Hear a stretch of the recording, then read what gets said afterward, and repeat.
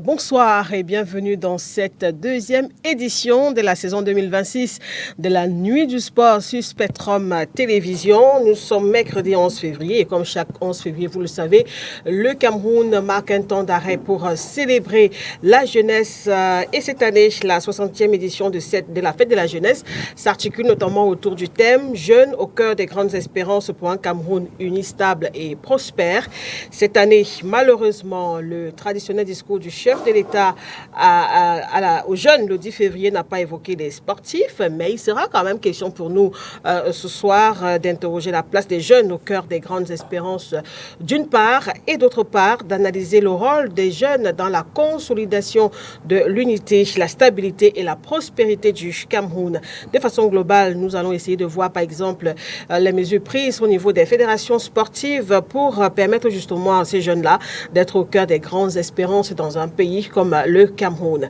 Jeunes sportifs et grandes espérances, quel apport pour le Cameroun uni et prospère? C'est d'ailleurs la problématique centrale de cette émission et ce sera en seconde partie de ce magazine juste après la pause actu qui va nous permettre de parler de la première édition des journées portes ouvertes du complexe sportif de Japoma à Douala et évidemment des sports mécaniques, notamment à travers le 6e Grand Prix de moto du Cameroun qui a fait sensation justement sur le circuit du complexe dimanche dernier.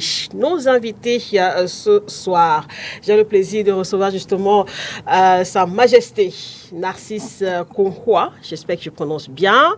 Vous êtes président d'une association de moto baptisée le Racine 237, également promoteur du Grand Prix moto du Cameroun. Bonsoir, Majesté. Bonsoir. Merci d'être sur ce plateau. On a juste à côté de vous Sango et Emmanuel Noumebosso, entraîneurs de football, un visage qu'on connaît très bien. Bonsoir, coach. Bonsoir et bonne fête de la jeunesse, Makeda. C'est un réel plaisir. Je dirais d'abord bonsoir aussi à mes copanélistes et à vos nombreux téléspectateurs. Et je crois que nous allons faire des efforts pour leur servir, n'est-ce pas, le maximum de ce que nous pouvons pour qu'ils soient satisfaits. Tout à fait. Et en plateau également le secrétaire général de la Fédération camerounaise de judo, Kamsu comme Tekam. Bonsoir et bonne année. Bonsoir, bonne année à toi. C'est la première fois qu'on se voit quand même en cette année 2026. Ça fait un an quand même qu'on Voilà, se c'est quand même un an. Donc, je dis bonsoir aux millions de téléspectateurs de Spectrum Télévision et particulièrement à 2 téléspectatrices qui ont respectivement 12 et 9 ans. Il s'agit de Essiane et de Bikié. Les prénoms, elles se reconnaîtront. Voilà. En tout cas, bonsoir à vous et merci d'être des nôtres ce soir. Et aussi un bonsoir particulier du côté de Burkina Faso, du côté de Tucson en Arizona, où quand même le fan club de la Nuit du Sport est forcément à l'écoute.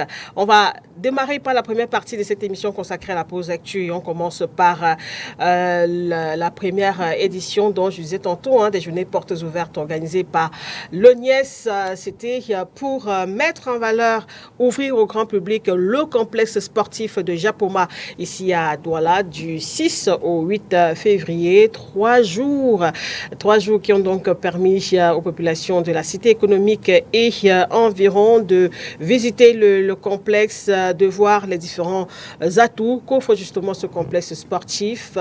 Quel bilan peut-on justement faire de ces 3 jours? On va faire le point dans le reportage qui va suivre.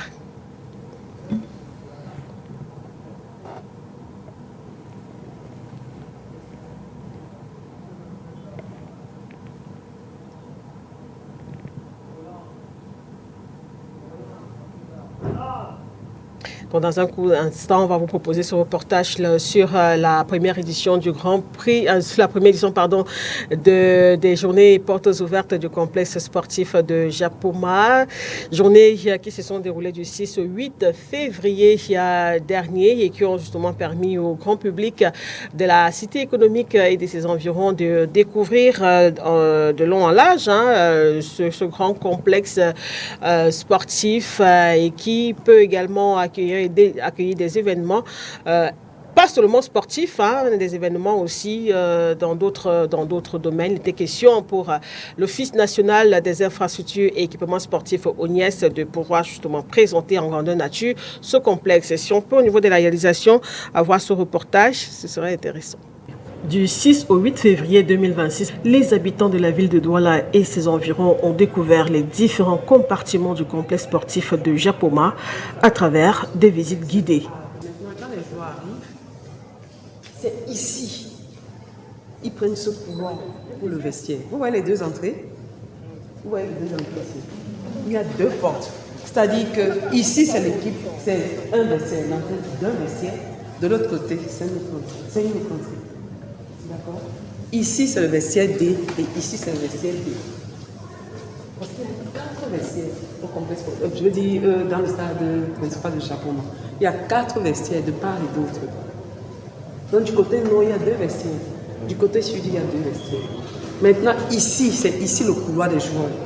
C'est-à-dire, si on a décidé de les loger au vestiaire D, ils vont entrer de ce côté.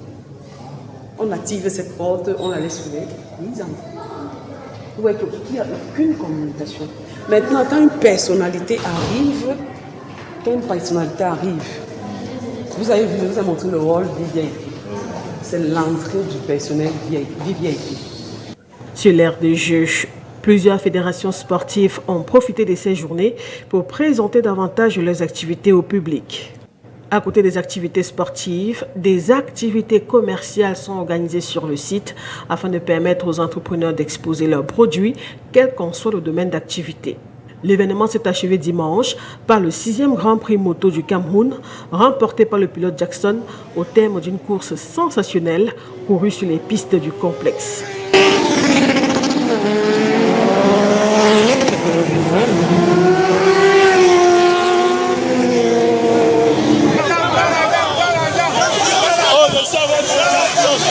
Cette victoire, je donne ça à ma mère qui est encore vivante, qui prie pour moi et ma femme également. Mes collègues, je les encourage de faire beaucoup d'entraînements parce que ce n'est pas facile.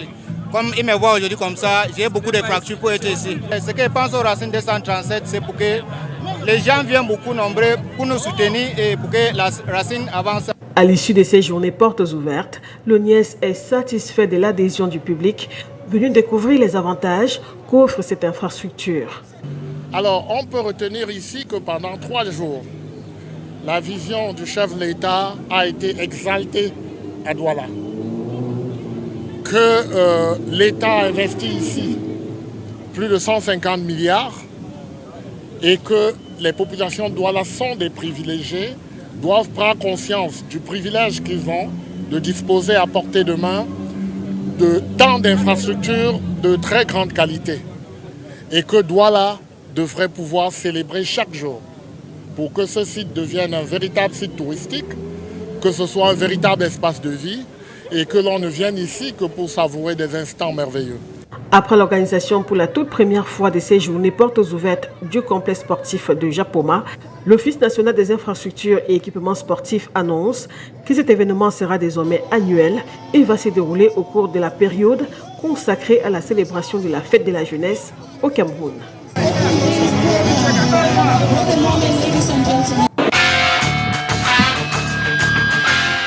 Voilà un peu résumé ce qui s'est déroulé pendant ces 3 jours du côté du complexe sportif de Japoma ici à Douala.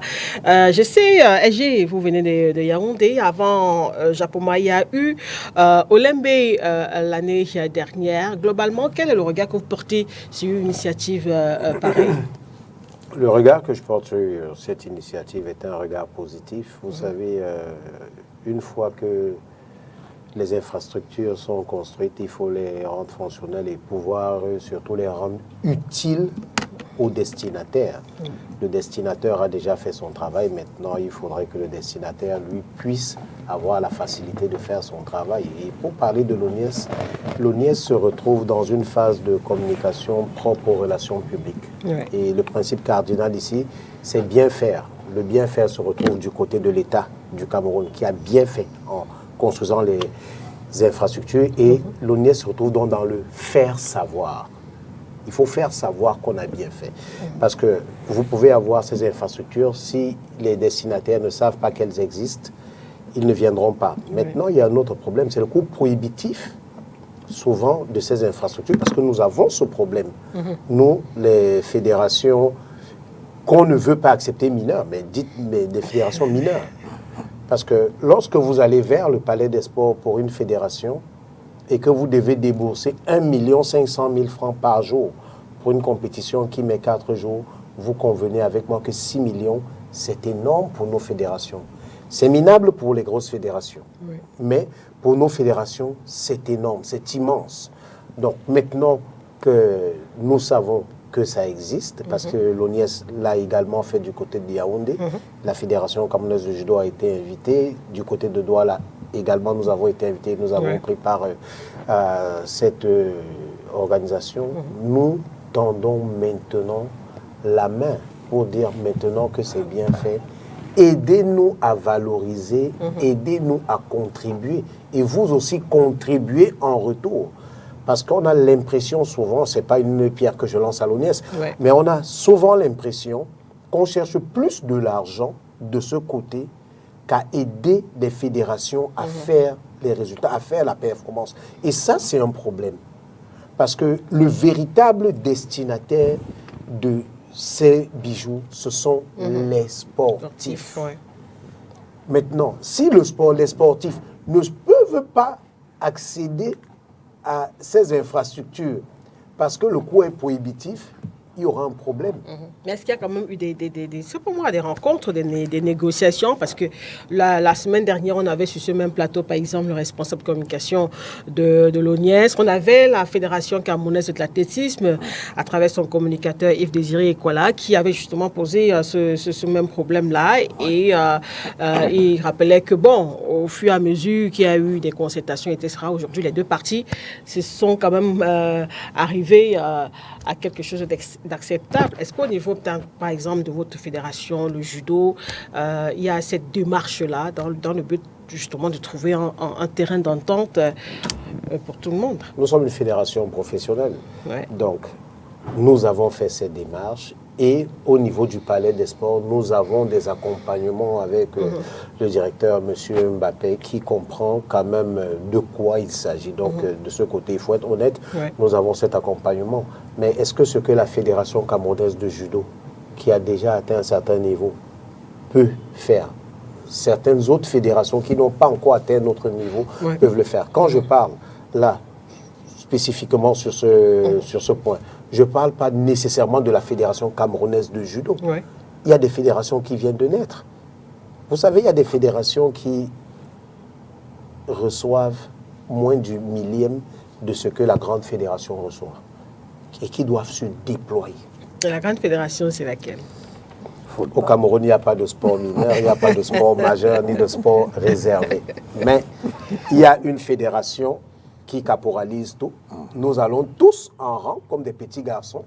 Quand elle a sa Coupe du Cameroun, on va tous recevoir nos trophées. Mais jamais ils sont venus recevoir les trophées chez nous. Et ça, c'est un problème. Emmanuel Mbembe aussi, il est là. C'est vous qui avez... c'est votre domaine. D'accord. Donc, si on comprend aujourd'hui, j'ai quand même question aujourd'hui de permettre que l'ONIES permette à toutes les fédérations, de manière globale, d'avoir justement accès à ces infrastructures-là. Je pense que si l'ONIES a fait cette démarche, c'est certainement que l'ONIES est en train de nous dire, nous avons compris vos pleurs, venez vers nous, asseyons-nous et nous allons travailler ensemble. Alors, Emmanuel Mbembe-Osso, en commentaire sur ces journées portes ouvertes. C'est vraiment, il faut le dire, Makeda, parce que c'est très important. Il n'y a pas que le judo qui se plaint. Si je vais lui dire que même le football, quand on voit les stades, et on se dit que pour les techniciens, c'est la bienvenue. Il y aura du beau spectacle, il y aura, n'est-ce pas, un travail tout naturellement différent de celui qui est abattu sur les terrains sablonneux ou bien non appropriés.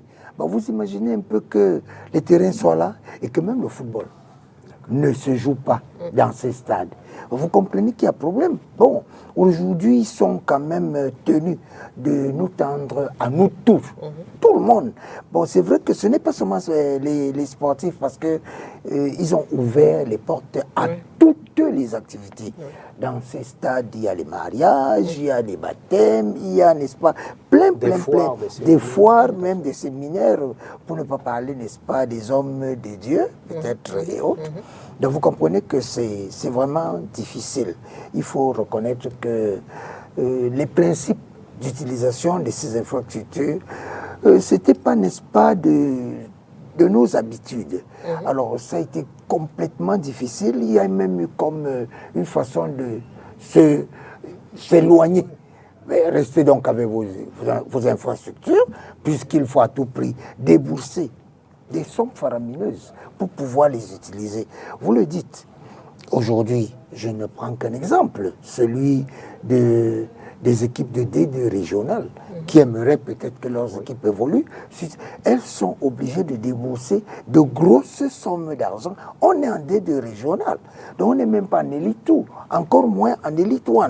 Donc vous comprenez que ce n'est pas très aisé. Alors les journées portes ouvertes devraient en principe permettre, n'est-ce pas, qu'il y ait un temps peu soit-il, un rapprochement des structures vers nous autres, n'est-ce pas, qui voulons bien y aller, qui voulons bien, n'est-ce pas, nous exprimer à l'intérieur de ces structures.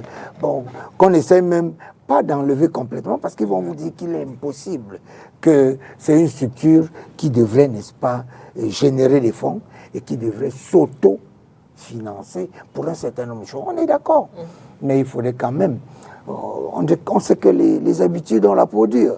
Vous n'allez pas me demander à moi un matin de commencer à faire ce que je n'ai pas fait depuis très longtemps, depuis le matin, et que subitement, vous me demandiez, n'est-ce pas, pour jouer au stade Olembe, il faut débourser telle somme parce qu'on paye les sièges, on paye le gazon, on paye.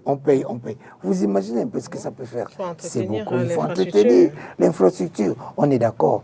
Mais si c'est à des sommes, n'est-ce pas, qui donnent le tournis, il y a problème quelque part. Mais donc je crois que... votre permission. Oui. Ce serait normal. Et c'est même normal qu'on paye pour utiliser ces infrastructures. Nous sommes d'accord. Mais c'est normal dans une conjecture où le sport est financé par l'État. Ah, j'en venais justement. Est-ce que là, c'est tel que... Ici, c'est comme on dit, c'est pratiquement les clubs qui eux-mêmes font des efforts dans ce sens. Est-ce que c'est l'État qui finance les clubs pour qu'on ait facilement cette possibilité? Non. Donc vous comprenez que c'est d'autant plus difficile que ce n'est pas l'État qui finance les clubs. Et là, c'est compliqué. La preuve, c'est qu'il y a eu des promesses de subventions. Elles ne suivent pas. Il y a des promesses, il y a ceci. Et ça ne tient pas debout. On se bat encore jusqu'à présent. Mais jusque-là, on n'est pas encore arrivé, n'est-ce pas, à une cohésion, une entente tacite entre le gouvernement, les clubs, la fédération et tout ce que vous voulez. Donc moi, je crois que c'est la bienvenue. Il faudrait quand même qu'ils nous tendent davantage la main et qu'on vienne découvrir. Parce que, si je vais vous dire, peut-être que personnellement, j'ai eu la chance de parcourir tous ces stades, de les avoir explorés. Mais est-ce que vous êtes sûr que vous avez, n'est-ce pas, cette opportunité, si ce n'est pas à travers les journées portes ouvertes comme ça, pour lesquelles vous allez découvrir l'infrastructure. Et puis, moi, je crois que c'est la bienvenue. Et il ira de chacun de pouvoir apprécier et de donner son point de vue. Voilà. Et parmi les activités justement qu'on a observées au cours de ces journées portes ouvertes, notamment dimanche, la course, le Grand Prix moto du Cameroun qui était particulièrement attendu, 6e édition. Peut-être à le concours de la réalisation tout à l'heure, on va avoir un extrait de cette course-là, parce que c'était vraiment sensationnel. Alors, Président, et vous qui êtes justement le promoteur de ce Grand Prix moto du Cameroun, comment est-ce que vous préparez un tel événement? Bon, on n'a pas beaucoup de pistes. Il faut courir, on a vu beaucoup en termes de sécurité, il faut dégager la piste, il faut à chaque fois aller vers des personnes et demander à celles-ci reculer. Un motard peut démarrer d'un moment à l'autre. Comment est-ce que globalement vous préparez un tel événement? Je pense que les journées portes ouvertes nous offrent une meilleure opportunité en termes de rehaussement du niveau de sécurité. Parce que c'est un sport qui est classé dans la catégorie des sports dangereux. Et donc, il faut un dispositif sécuritaire suffisamment renforcé. Quand nous organisions en dehors de l'ONIES, en l'occurrence sur le tracé de Bonamou-Sadi, il fallait une autorisation de manifestation publique. Alors, pour que le sous-préfet vous signe une autorisation de manifestation publique, il faut produire un avis technique de la délégation des sports. Et pour que le délégué vous signe son avis technique, il faut une assurance et un partenaire médical qui accompagne. Donc, par contre, on a bénéficié d'une structuration déjà établie au sein de l'accompagnement de l'ONIES en termes de dispositifs sécuritaires et même assistance ambulatoire, parce que c'est des impératifs. Donc, quand nous organisions en dehors de l'ONIES, c'était vraiment difficile. Oui. Donc, ces journées portes ouvertes nous ont permis de remettre, je veux dire, les projecteurs sur une discipline autrefois inconnue chez nous, du moins qui n'était pas pratiquée, que nous essayons de relever avec les tracés qui nous sont offerts par ces journées portes ouvertes. Donc, en termes d'organisation, voilà en fait ce que nous faisions avant. Avec l'ONIES, ils ont des équipes sur place. On essaie simplement de créer des articulations pour pouvoir garantir une épreuve qui se déroule avec un niveau de sécurité. Parce que sur les stades, vous n'avez pas les passagers, les spectateurs à fleur de la piste. Donc, il y a suffisamment d'espace pour pouvoir mettre en sécurité les pilotes et les spectateurs. À Bonamou-Sadi, par contre, c'était très difficile et c'était stressant pour nous les organisateurs parce que c'est des machines qui vont à très grande vitesse et les spectateurs également n'étaient pas habitués. Il fallait les éduquer à cette discipline et à tout moment, un gars pouvait se retrouver en train de traverser la piste pendant que le pilote qui vient à très grande vitesse est obligé de recourir à un freinage d'urgence à un moment où il n'avait pas prévu. C'est difficile pour l'athlète et même pour le public. Donc, avec ces journées portes ouvertes, non seulement cette discipline se fait davantage connaître, mais en même temps, nous bénéficions de l'assistance du dispositif déjà établi au sein de l'ONIES. D'accord. On va Erin Gado qui a la réalisation ce soir. Est-ce qu'on peut regarder un extrait de cette course, de ce Grand Prix moto du Cameroun?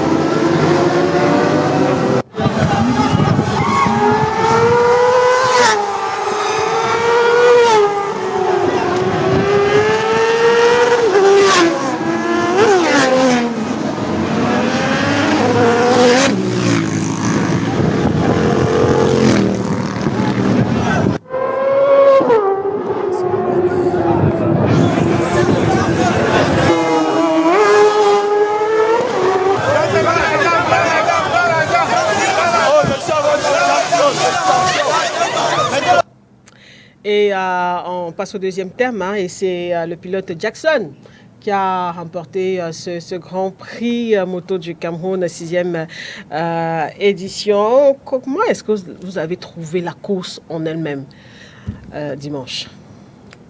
Le tracé d'abord, nous pensons que c'est le meilleur tracé au Cameroun. Parce que nous étions à Olembe, qui est 10 000 fois mieux que Bonamou Sadi, parce que Bonamou Sadi, c'est une course sur route. À Olembe, vous avez véritablement des lignes droites où les gars peuvent sprinter, pousser les gaz jusqu'à un peu plus de 240 à l'heure, parce qu'en même temps, c'est un circuit qui est rapide. Ouais. Par contre, Japoma, il alterne les lignes droites et les courbes, de très très belles courbes d'ailleurs, de très belles courbes. Le seul inconvénient, c'était que la piste était quand même étroite. Donc, pour éviter le carambolage, nous étions obligés de réduire le nombre de pilotes. Donc, pour garder combien à peu près ils ont fait une course à 10. À 10, d'accord. À 10. À Olembe, ils ont fait une course à 22. Donc, le circuit est beaucoup plus large. Voilà. Donc, à 10, parce qu'à tout moment, les gars, sur les virages, il faut se dépasser. C'est là où tout se joue. Et pour rehausser justement le niveau de sécurité, il fallait intégrer, prendre en compte cet effectif pour la course. Mais la course s'est très bien déroulée. Les gars se sont fait plaisir. Le public également était tout en liesse. Ouais. Et nous, en même temps, ça nous a surpris un peu, une fois de plus, de constater que c'est une course qui crée quand même, c'est une attraction qui crée quand même une mobilisation populaire ascendante. Donc, je pense que nous allons simplement continuer dans cette voie. Égé, vous avez vu la course? Oui, j'ai vu la course. Déjà, vous voyez, mon visage traduit ce que je ressens. Je voudrais vous dire, déjà, Président, toute mon admiration. Vraiment, allez-y de l'avant, parce que sans être un professionnel de la chose, on a regardé et on n'a pas vu en termes d'organisation une grande différence à ce que nous voyons, avec ce que nous voyons à Abu Dhabi ou alors au Brésil. Donc, on vous dit vraiment, allez de l'avant et nous devons nous soutenir. Annuel, il va se dérouler au cours de la... Emmanuel Bosso, un commentaire sur cette course. Ouais. Je voudrais seulement dire, Président, à l'époque, nous étions tout jeunes encore. On parlait plutôt de motocross. Il y avait même des compétitions dans ce sens. Quelle peut être aujourd'hui la différence entre les motocross de l'époque et les courses, n'est-ce pas, telles que nous les voyons, n'est-ce pas, chez les Européens de l'autre côté? Dans les motocross également, il y a la course. C'est vrai qu'il y a des obstacles qu'il faut franchir, mais en même temps, il y a également la course. La différence, c'est sur la piste. La piste est différente. Okay. Et la pneumatique des motocross est plus adaptée.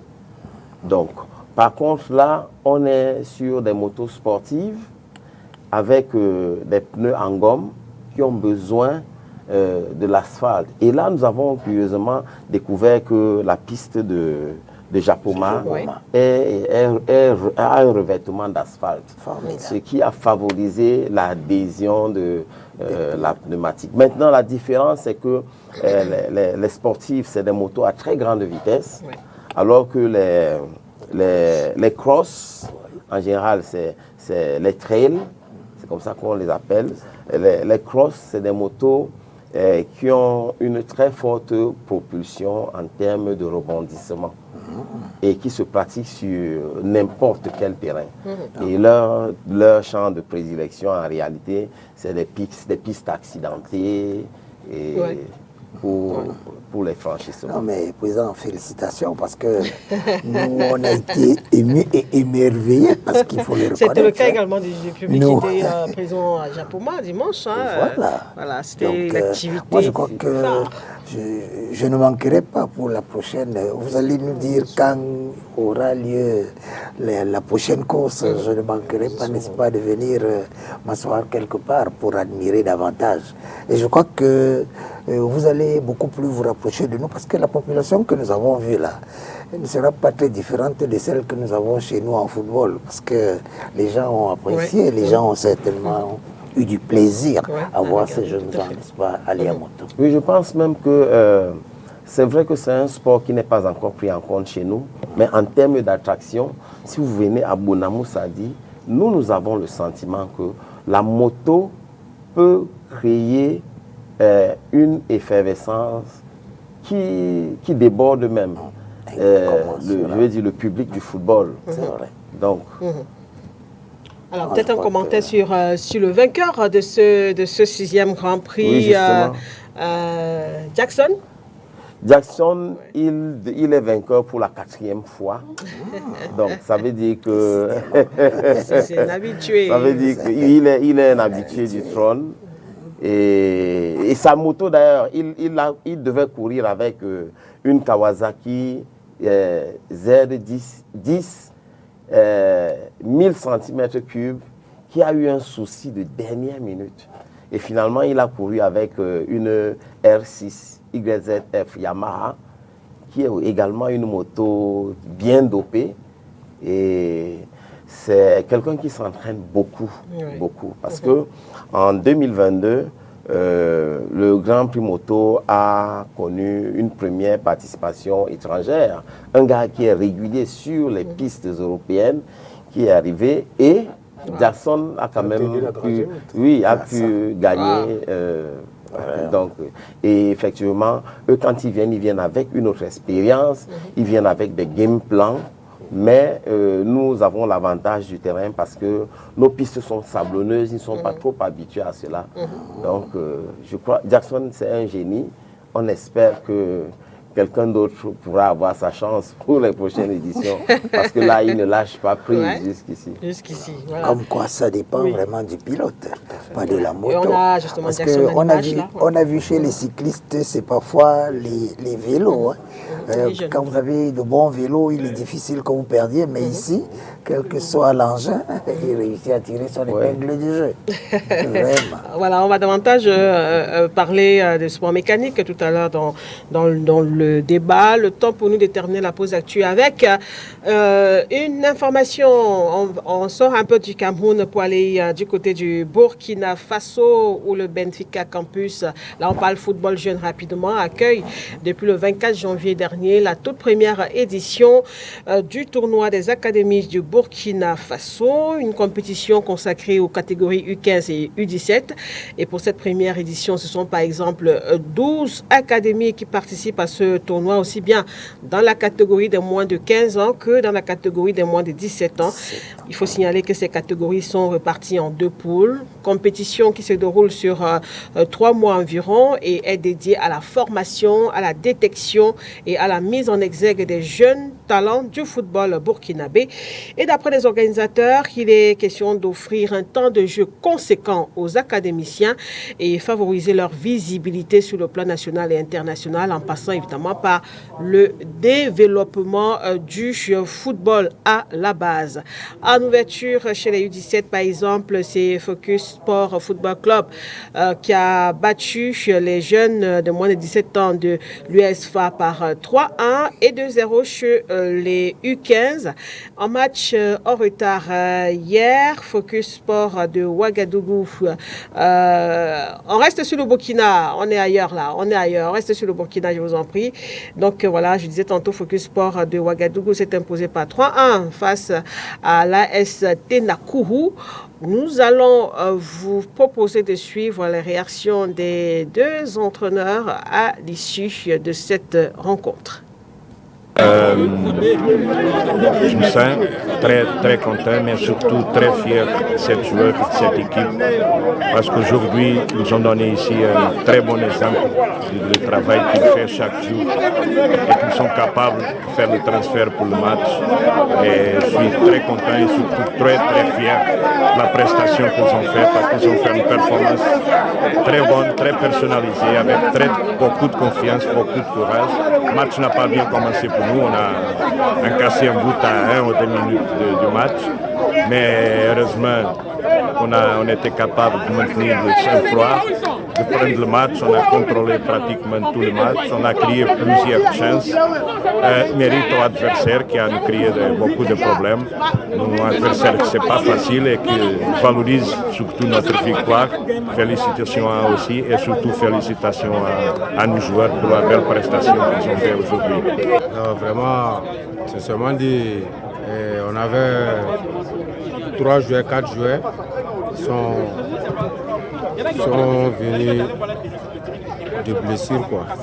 Voilà, ce genre, l'équipe, les joueurs qu'on nous a amenés ce soir-là, non, c'était pas ça. C'était pas ça. J'avais 2 milliers, ils sont blessés, voilà, mais ils sont venus. Le prochain match, Inch'Allah, ça va aller.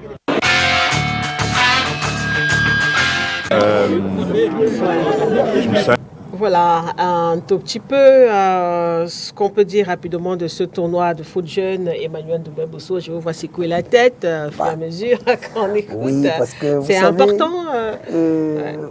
La base du football, Oui. pour, n'est-ce pas, certains qui la respectent comme telle, c'est les académies. Oui. Et parvenu chez les U15 et un peu plus haut chez les U17, c'est déjà des hommes accomplis. Parce que c'est des jeunes gens qui sont tels qu'ils sont près des professionnels, parce qu'à partir de 18 ans déjà, on est passé de l'autre côté. Alors, je dirais que le Burkina a cette particularité de suivre vraiment les jeunes. Vous voyez ce tournoi, ils ont été en Côte d'Ivoire, nous-mêmes nous avons été avec 2 académies ici, un tournoi un peu similaire à celui-ci en Côte d'Ivoire. C'était très intéressant. Et plus que jamais, les recruteurs préfèrent encore ici maintenant parce qu'ils estiment que c'est ici la crème. Et ils peuvent prendre ces jeunes, les façonner à leur manière et pouvoir avoir des hommes, n'est-ce pas, accomplis selon leur volonté. Donc, moi, je crois que c'est la très bienvenue. Et le Burkina, quand vous allez regarder même dans leurs équipes nationales, les équipes jeunes, les U17 et les U15, ils sont vraiment présents sur le continent, les Burkinabés. Donc, c'est des gens qui sont tels qu'ils suivent de très près ces jeunes gens dans leurs académies. Et ces tournois permettent, parce que dans les académies, on est beaucoup plus à la formation. Or, quand on veut voir, n'est-ce pas, si la formation a été bien même menée, bien acquise, on fait des petits tournois comme ceci pour pouvoir déceler les meilleurs des talents possibles. Donc, je crois que c'est la bienvenue pour eux. Et vous voyez là, je ne vais pas le dire, mais il y a beaucoup de recruteurs qui sont là. Ouais. Ouais.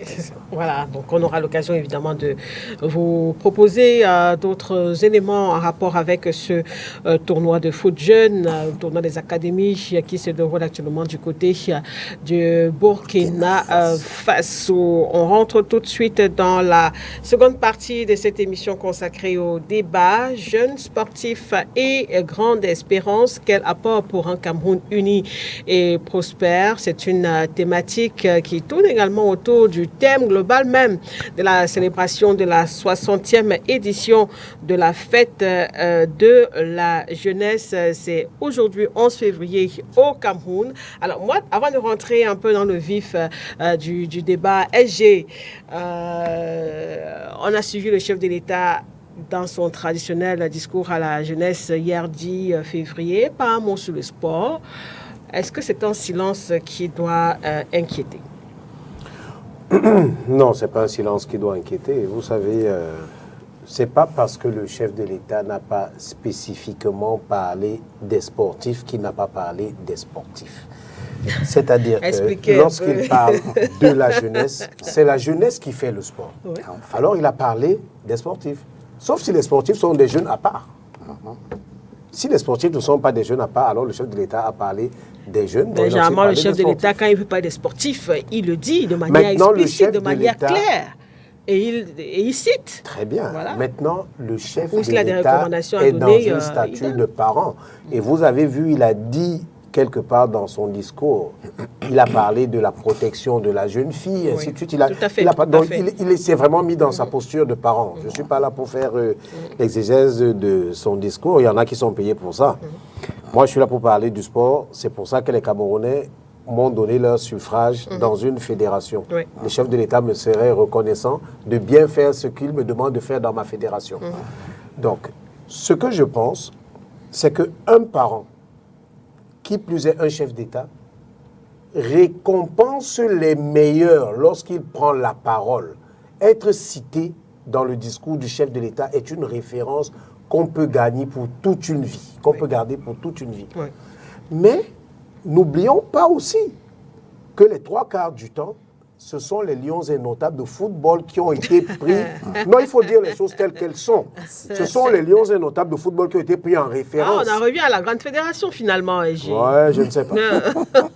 Ce sont les lions indomptables de football qui ont été pris en référence. Oui. Maintenant qu'ils n'apportent plus ce qu'on attend d'eux, mais vous n'allez pas demander au chef de l'État d'encourager ce qui n'est pas au niveau où il a toujours été. Un parent veut voir son enfant avancer. Tout à fait. Donc, nous, on comprend aisément cela. Maintenant, est-ce que les autres fédérations et les autres sportifs n'ont pas fait de résultats? Il n'appartient pas au chef de l'État d'aller chercher. Si les informations ne sont pas mises à la disposition du chef de l'État, qu'est-ce que vous voulez qu'il dise? Mais le chef de l'État, il a bel et bien parlé à la jeunesse. Et je pense que tout ce qu'il a dit, les jeunes sportifs se retrouvent interpellés au premier chef s'ils veulent voir leur carrière continuer de monter. Voilà. Est-ce que c'est aussi la même lecture, Sa Majesté? Moi, je pense que si notre équipe nationale de football avait remporté la Coupe d'Afrique des Nations, le chef de l'État aurait trouvé intéressant d'insérer cette séquence dans une partie de son discours. Je vous assure, je n'ai pas véritablement suivi le discours du chef de l'État, mais comme vous le dites, je me dis s'il ne l'a pas intégré. En même temps, je pense que, je vais le dire, je peux peut-être me tromper, je pense que le sport camerounais est un peu devenu un bourbier, ce qui fait que le chef de l'État n'a peut-être pas trouvé, je pense, le seul point qu'il aurait pu trouver aurait été une victoire des Lions indomptables à la récente CAN.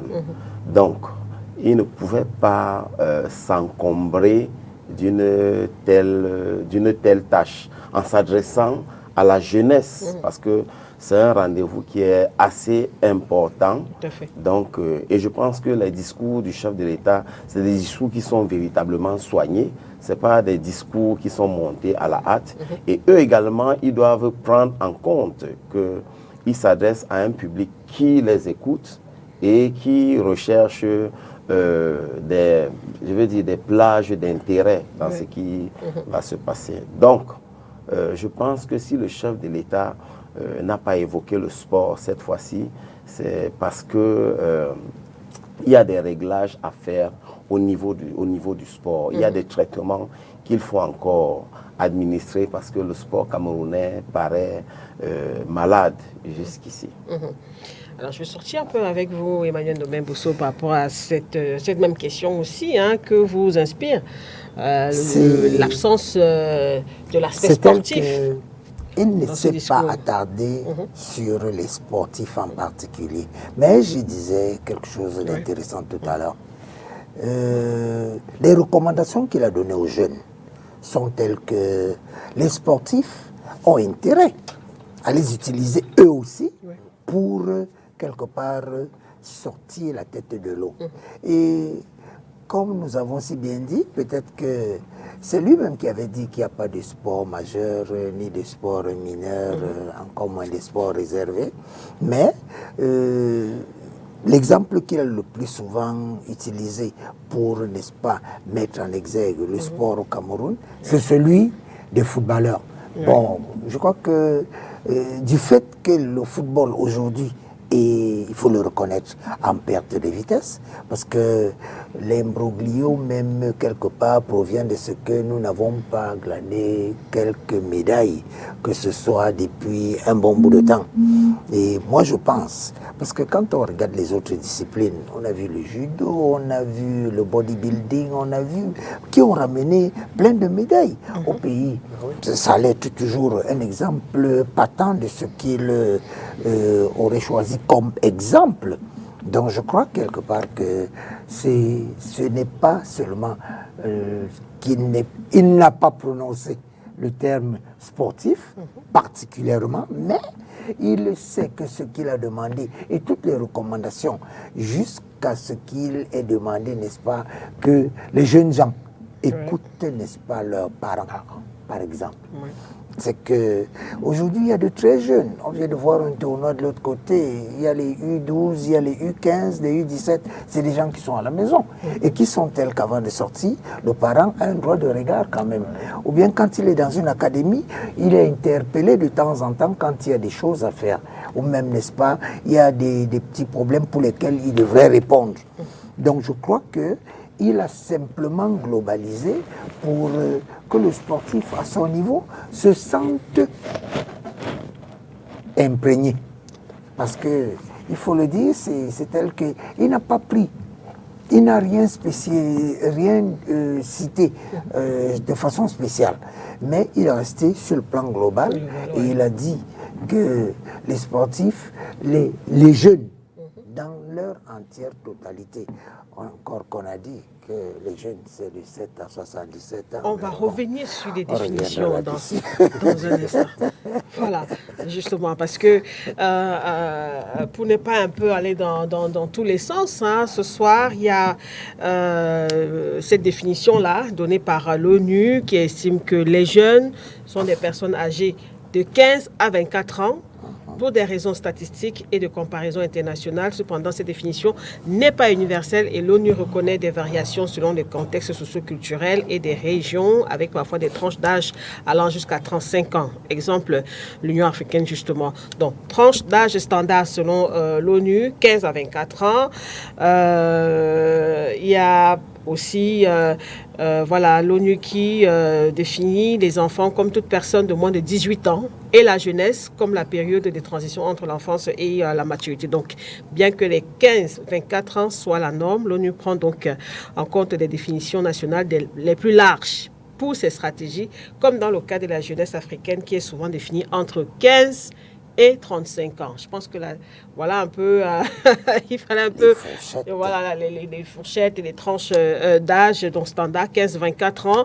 Et c'est un peu ce qui va nous intéresser ce soir. Nous savons, par exemple, SG, que le chef de l'État a parlé du nouveau septennat de Grande Espérance. La thématique de ce 11 février, c'est Jeunes au cœur des Grandes Espérances. Et ce soir, pour vous, quand on voit Jeunes, Grande Espérance, Cameroun, uni, stable, prospère, quel lien est-ce que vous, au niveau, par exemple, de l'Africa Judo, vous pouvez établir avec tous ces mots-là, voilà. Déjà, la première des choses pour pouvoir faire une liaison entre le jeune, l'espoir, la prospérité, il ne faudrait pas avoir manqué le premier, parce qu'il faut suivre, il faut prendre le chef de l'État comme étant un continuum dans ses discours. Oui. N'oubliez pas que nous avons été d'abord dans les grandes ambitions. Un jeune qui n'est pas ambitieux ne se retrouvera pas à avoir l'espoir de pouvoir réaliser. D'accord? Donc, les jeunes qui ont manqué déjà le cap de l'ambition doivent se ressaisir. Il faut se ressaisir. Au niveau de la Fédération camerounaise de judo, nous avons plus pensé à former des hommes. Nous avons pensé à former des hommes et c'est pour ça que dès le mini-judo, dès le baby-judo, même les enfants de 2 ans qui commencent à faire le judo, l'une des exigences de la direction technique nationale, c'est qu'ils apprennent le code moral du judo, qui sont les valeurs essentielles du judo. Avant d'être des champions, avant de vouloir des champions, nous voulons des hommes. Parce que le champion passe, l'homme reste. Oui. C'est pour ça qu'au niveau de la Fédération camerounaise de judo, nous mettons plus l'accent dessus. Maintenant, il ne faut pas oublier que nous devons faire, nous sommes une fédération sportive. Nous devons donc aller à la confrontation avec les autres.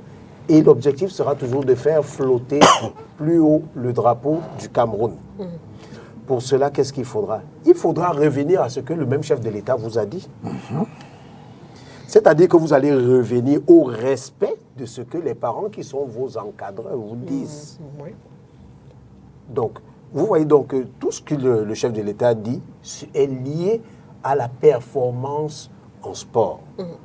Donc, c'est tout ce que nous faisons. Nous mettons sur pied aussi des curricula d'activité pour que les enfants puissent se développer. Il n'y a pas que la compétition. Nous avons, comme nous l'avons dit, des activités de formation. Nous formons les formateurs, parce que sans les formateurs, il n'y aura pas de judoka.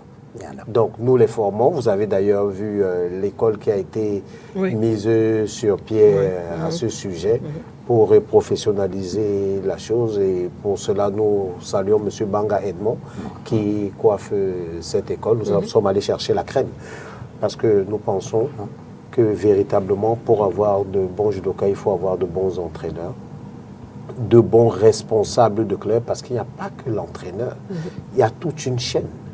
Et nous sommes en train de pousser au niveau de l'école jusqu'à pouvoir intégrer les parents des espoirs dans un programme.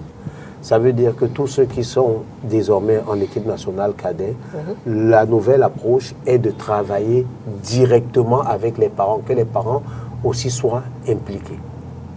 Que les parents soient impliqués, ça nous permet de pouvoir transmettre nos valeurs à l'enfant et d'avoir un suivi au niveau de la maison. Nous n'avons pas suffisamment de moyens pour pouvoir aller jusqu'au niveau de l'école, mais nous pensons que c'est déjà très bien qu'au niveau de la maison, le parent puisse aller. Et puis, pour parler de l'école, nous avons créé des clubs pilotes dans les écoles. Nous avons, du côté de Berthois, le tout premier club pilote qui a été mis sur pied avec le collège Théinstra. Nous sommes venus dans la région du centre. On a commencé dans la ville de Yaoundé. Le collège de la retraite a un club pilote. Le collège COPES a un centre pilote. Le collège Montessori, l'ancien centre éducatif de Yaoundé, a un club pilote. Il y a plusieurs autres établissements qui se sont rapprochés de nous pour avoir des clubs pilotes. Nous sommes en train de travailler à ce niveau. Et conscient du fait que le Cameroun ne se limite pas à Yaoundé, Berthois ou Douala, nous sommes sur un projet avec un partenaire étranger pour avoir des clubs pilotes mobiles. Ça nous permettrait, n'est-ce pas, d'avoir pour une région, avec un petit camion, un club qui peut se déplacer et aller par semaine dans 2 ou 3 départements. Donc c'est dessus que nous sommes en train de travailler. C'est dessus que nous sommes en train de travailler. Il y a des mairies qui nous ont appelés. Je vais vous expliquer de manière très simple. Vous avez des tapis qui sont là, qui sont pliables. Le tapis, il est démontable. Je vais vous prendre un exemple. Je suis à Ibonais aujourd'hui. Demain, je suis à Manjo. Après-demain, je suis à Ekanté, ainsi de suite. Donc, on peut revenir et il y a un programme qui est fait. Ça permet qu'on sache que le tapis tourne. Donc, c'est pour ça que nous sommes en train de travailler sur ce projet avec une ambassade asiatique qui est très souvent un de nos partenaires et nous vous garantissons que de belles choses sont en train de venir. Il faudra attendre à peu près combien de temps pour arriver à la concrétisation d'un tel projet? La vérité est que quand vous êtes dans un projet, vous êtes partenaire. Il y a d'une part la Fédération camerounaise de judo et de l'autre part l'ambassade qui représente un État. Au milieu, vous aurez d'autres intervenants nationaux. Donc, nous n'allons pas prendre le dire, mais les judokas savent que quand nous promettons, ça arrive très vite. D'accord. Emmanuel de Bebosso, voilà, on sait que vous êtes entraîneur de football, vous êtes habitué à travailler avec les jeunes. Voilà, ça fait un moment que vous êtes dans cette corporation-là, coach. Aujourd'hui, en ce jour, 11 février, on parle de grande espérance, on parle d'un Cameroun uni, stable, prospère. À votre avis, comment est-ce que les jeunes sportifs peuvent justement contribuer à l'avènement de ce Cameroun uni et prospère-là? Les thèmes sont clairs. Parce que quand on dit aux jeunes qu'il faut croire en ce que vous faites et avoir de l'espoir, aller même plus loin, avoir de la foi. Parce qu'on se dit que si vous n'avez pas, n'est-ce pas, un moral suffisamment fort, il peut arriver que vous ne teniez pas, n'est-ce pas, la dragée haute, que vous ne réussissiez pas. Ici, les thèmes du président sont clairs. Il demande aux jeunes d'être persévérants. Et il insiste davantage parce que Je crois qu'il a appelé ses jeunes compatriotes dans son discours au moins 40 fois. Mes jeunes compatriotes, il faudrait que vous compreniez que la vie, c'est vous. Vous êtes plein d'espoir, l'espoir de ce pays. Et il ne peut avoir espérance quelque part que si eux, les jeunes, croient déjà en ce qu'on leur demande de faire. Il n'est pas resté... c'est pour ça qu'on a dit que les sportifs se retrouvent là-dedans. Il a parlé de l'entrepreneuriat. Et il a demandé aux jeunes vraiment de faire des efforts dans ce sens et de pouvoir créer, dans la mesure du possible, de devenir des entrepreneurs parce qu'il se dit qu'il ne faut pas toujours attendre de l'administration, que tout le monde ne devrait pas être essentiellement fonctionnaire, si je peux utiliser le terme. Il faudrait aujourd'hui que les jeunes aient la capacité de pouvoir eux-mêmes créer des entreprises et de pouvoir les gérer. Et il a voulu demander, n'est-ce pas, que nous nous attelions à cela, que les jeunes n'attendent plus seulement qu'après la formation, ok, il faut attendre d'être fonctionnaire et attendre que vous soyez rémunéré peut-être à la fin du mois. C'est possible, mais vous-même, vous pouvez créer vos propres structures. Il a encouragé les jeunes dans ce sens. Au niveau du football, ou des sportifs en général, c'est qu'il faudrait, n'est-ce pas, que nous apprenions que ce n'est pas facile. Si je vous donne un exemple, sur 100 sportifs, il y a à peine 10 ou 20 qui, j'ai été trop large, qui vont, n'est-ce pas, réussir et atteindre le véritable point qu'ils sont appelés à atteindre. Mais de l'autre côté, quand on prend côté école, quand vous prenez sur 100 élèves, il y a 90 qui, quelque part, réussissent. Mais il faudrait, parce que c'est pour ça que, vous voyez, les académies, pour la plupart, ont mis sur pied le système de sport-études. Vous le disiez tantôt, les centres pilotes font, n'est-ce pas, les deux en même temps. C'est-à-dire qu'on favorise l'école, en même temps qu'on associe le sport. Et on a essayé de voir, bon, et on s'est rendu compte que c'était faisable. Pour ceux qui sont passés un peu dans ce sens, je ne peux pas vous dire combien nous avons eu de chicottes à l'époque, parce qu'on insistait pour jouer. Mais tout ce qui nous a sauvés, c'est le fait que de l'autre côté de l'école, les parents étaient satisfaits. Donc, on réussissait quand même à joindre les deux bouts, et avec toute la difficulté que ça pouvait comporter, mais c'était parce qu'on avait accepté. Vous savez qu'à l'époque, que quand on vous traitait de footballeur, c'est que vous étiez les derniers de la société, ou musiciens, comme c'était les deux pour lesquels on disait souvent que si vous êtes footballeur, c'est perdu. Alors choisissez, vous partez de chez moi, comme certains parents le disaient. Vous êtes musicien, c'est pareil. Donc il faudrait, quand on parle de l'espérance, c'est un espoir qui part de l'enfant parce que demain, ce sera un espoir pour le pays entier. Et le chef de l'État appelle les jeunes à cela, à être forts sur le plan mental et à pouvoir comprendre que si ils ne sont pas prêts, le Cameroun de demain ne va pas exister. Donc je crois que ça a été, n'est-ce pas, une façon d'appeler tous les jeunes dans lesquels les sportifs pour pouvoir, n'est-ce pas, gérer à bien leur avenir. Voilà.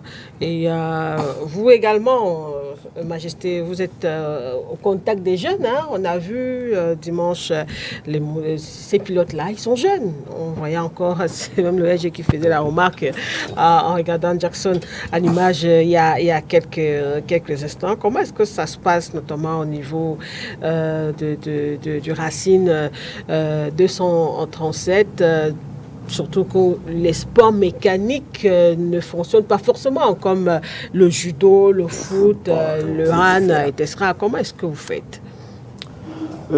Nous avons beaucoup orienté nos activités au sein de la complémentarité avec les autres milieux associatifs.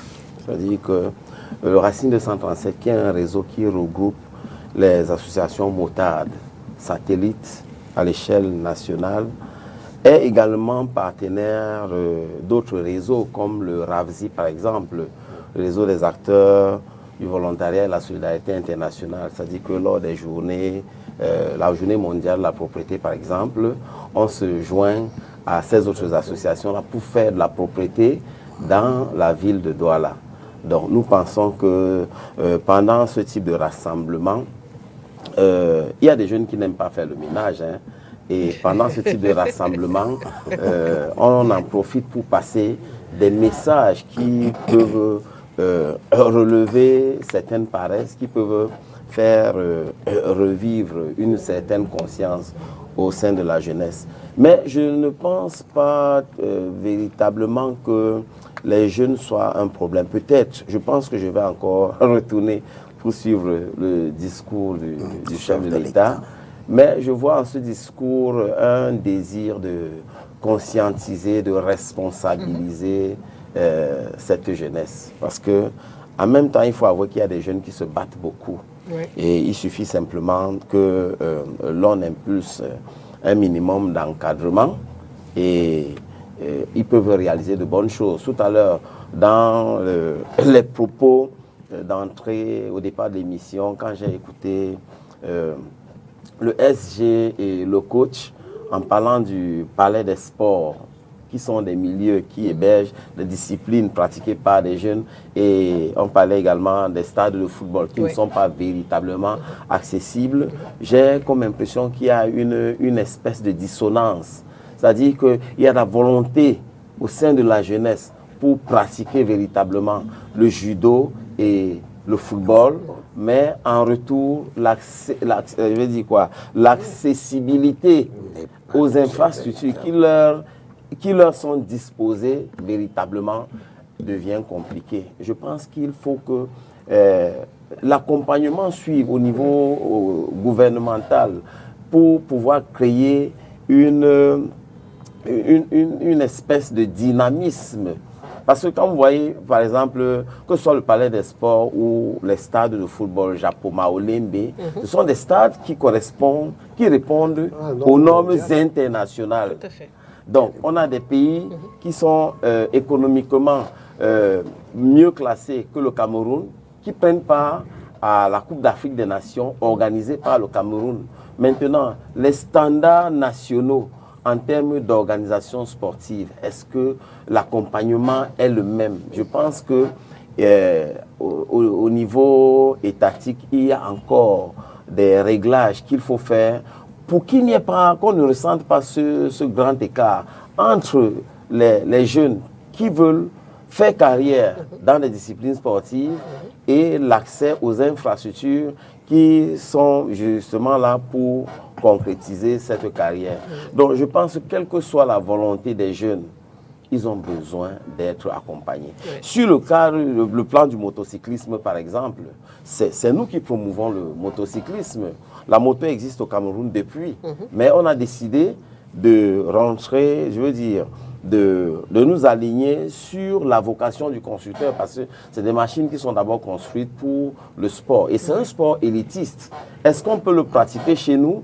Mais nous le pratiquons déjà dans des environnements qui ne sont pas encore véritablement adéquats.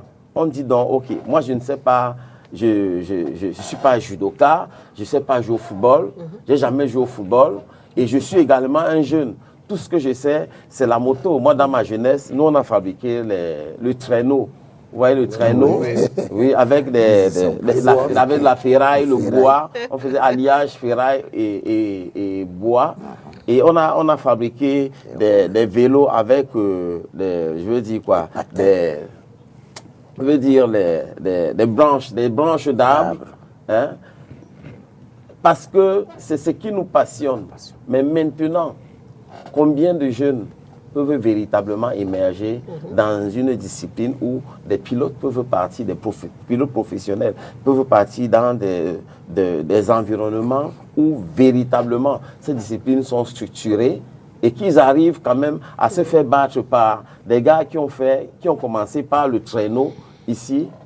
Je pense qu'il y a un équilibrage dans la conception des échanges entre ceux qui sont censés encadrer et les pratiquants. Alors, vous étiez en train de parler d'une association de motards de satellites. C'est à peu près combien de pilotes aujourd'hui à travers le Cameroun? Je vous assure, il y a plus d'1 millier de pilotes au Cameroun. Il y a plus d'1 millier de pilotes disséminés sur le triangle national.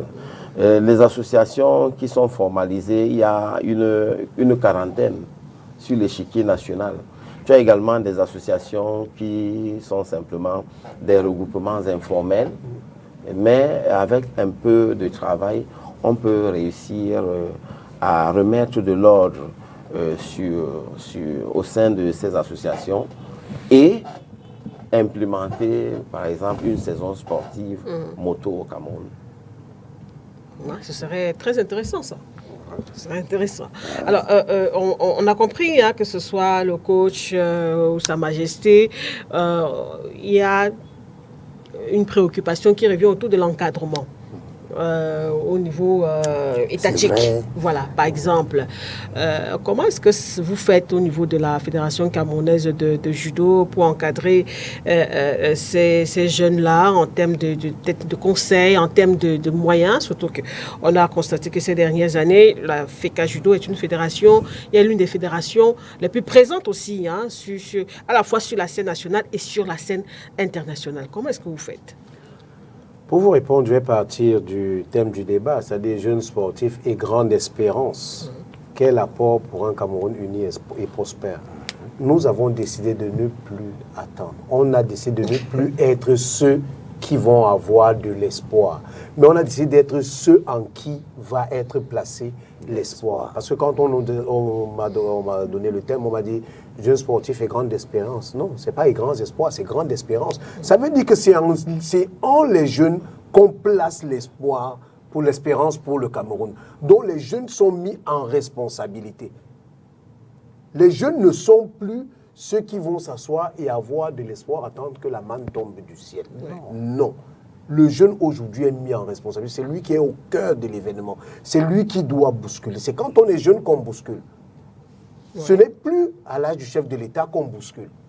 C'est à nous de bousculer et de nous faire guider par les plus âgés. Donc aujourd'hui, nous avons décidé au niveau de la fédération de rapporter notre pierre à l'édifice. Et nous avons opté pour le two-step flow, la formation en 2 temps. Ça veut dire qu'on a formé un groupe qui, lui, est allé former sur le terrain. Parce qu'il était d'abord question, quand nous avons... il ne faut pas dire que ça n'est pas ex nihilo. La fédération a toujours existé. Oui. Nous avons été enfants, il y avait cette fédération. Nous sommes arrivés, nous avons trouvé le judo. Nous partirons, nous laisserons le judo. Donc, quand nous sommes arrivés, c'est avec une philosophie bien précise. Alors, les porteurs de cette philosophie, guidés par le président, ont formé des gens qui ont essaimé et qui ont continué de propager ce que nous avions comme idée, comme ambition. Donc, c'est tout simplement ça. Il y a maintenant la méthode. Oui. Il y a la méthode. Comment est-ce que vous faites pour arriver? Vous avez des ambitions, il vous faut des hommes. Les hommes, vous les formez. Une fois qu'ils sont formés, il faut les outiller, il faut les armer.